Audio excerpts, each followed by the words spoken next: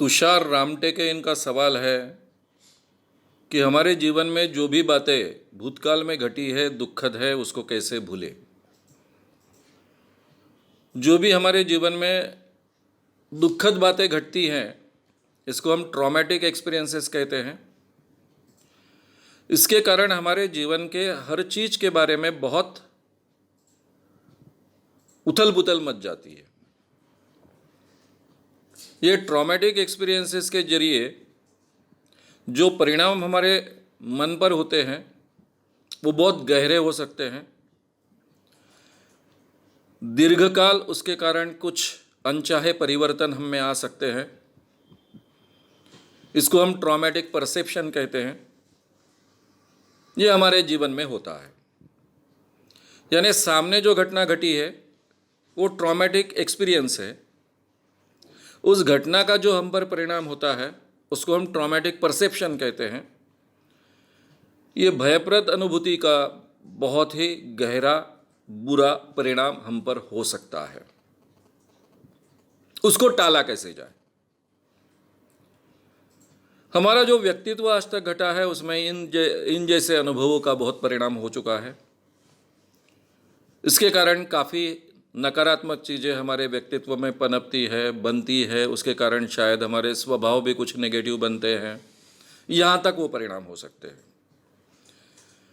यानी केवल एक घटना का परिणाम केवल एक चीज़ तक सीमित नहीं रहता है, व्यक्तित्व के अलग अलग हिस्से पर भी उसका परिणाम हो सकता है।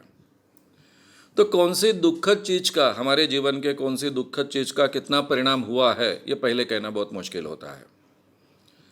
हमारे जीवन में कोई भी चीज़ हम भूल नहीं सकते। हम भूलना चाहे तो भी जितना भूलना चाहेंगे उतनी और ज़्यादा याद आएगी।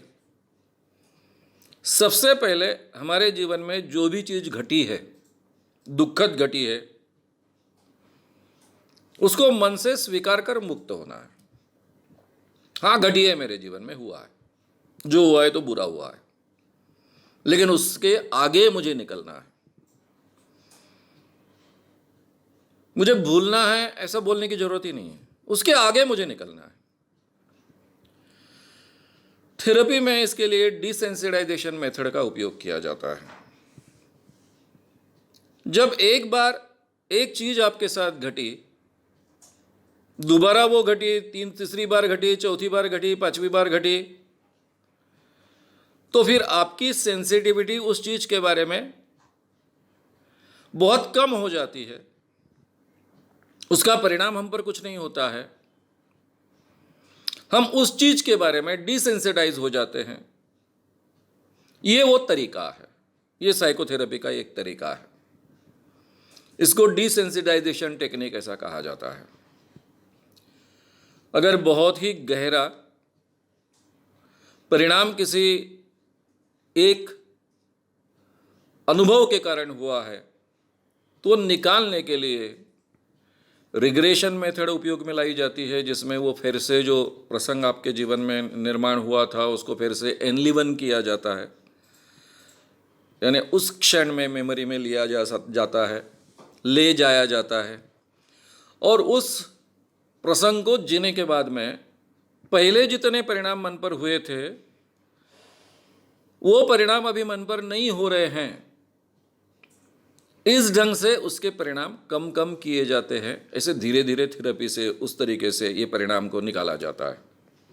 ये हो गया थेरेपी में इसके परिणाम कैसे निकालने हैं, इसकी मेथड हो गई।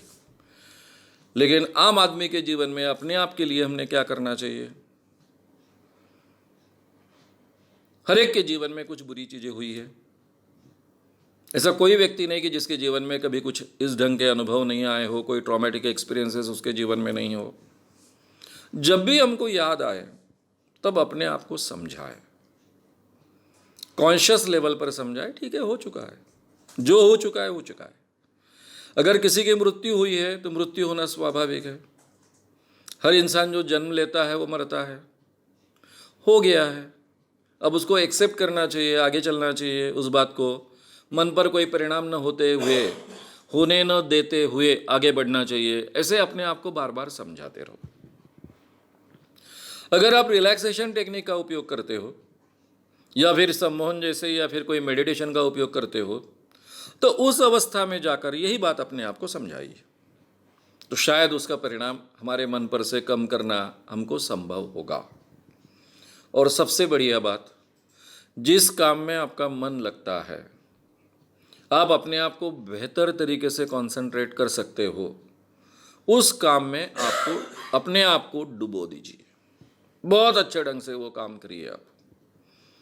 जितना उस काम में आप एनग्रॉस होगे, जितना अपने आप को डुबो पाओगे, उतने अच्छे ढंग से आप इसके बाहर आने के लिए उसकी आपको मदद होगी। मैंने 3 बातें कही। जब भी आपके मन में उस प्रसंग के बारे में, उस अनुभव के बारे में विचार आता है, तब अपने आप को समझिए, पहले उसको एक्सेप्ट कीजिए, उस प्रसंग को अपने आप को समझिए, समझाइए, रैशनली समझाइए, हो चुका है, इसके बाहर मुझे आना है, इसके आगे मुझे बढ़ना है। यही बात रिलैक्सेशन में या सम्मोहन में या मेडिटेशन में, उस अवस्था में अपने आप को समझाइए।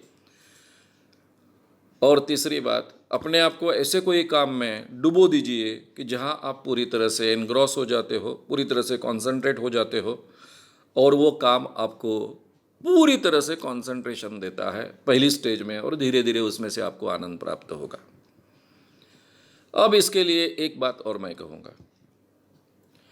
काफ़ी लोग ऐसा मानते हैं कि हम किसी व्यक्ति के साथ में प्यार करते हैं, और वो अगर हमारे जीवन में से निकल गई है तो हमको दुख लगना ही चाहिए। अगर हमको दुख नहीं लगता है तो इसका मतलब हम उसके साथ प्यार नहीं करते थे। ये जो मानसिकता है, ये जो एटीट्यूड है, अगर है हम में, तो उसको निकाल फेंकिए बाहर। ये गलत एटीट्यूड है। जो भी व्यक्ति जन्म लेती है, वो मृत्यु होती है उसकी, किसी भी कारणवश हो सकती है, हो चुकी है, उसके बारे में बुरा लगने का कोई कारण नहीं है, उसके लिए हमेशा दुख मनाने का कोई कारण नहीं है। ये सबसे पहले, अगर ये एटीट्यूड में आपके है तो आपको समझाना चाहिए, और अपने आप को ये भी समझाना चाहिए कि उसके बगैर भी मैं आनंद से जी सकता हूँ, और मुझे आनंद से जीने का अधिकार है। तो फिर इसके लिए, इस दुख से बाहर आना आपके लिए संभव होगा। अगर आपको ये वीडियो पसंद आया हो तो उसे ज़रूर लाइक करें, लोगों में ये अवेयरनेस फैलाने में हमारी मदद करें। वीडियो को ज़रूर शेयर भी करें। तो हमारे YouTube चैनल श्याम मानव को विज़िट करें। ऐसे सारे वीडियोस का आनंद लेने के लिए हमारे चैनल को सब्सक्राइब करें। उसके लिए सब्सक्राइब बटन दबाएं। नए वीडियोस का नोटिफिकेशन पाने के लिए बेल आइकन दबाएं।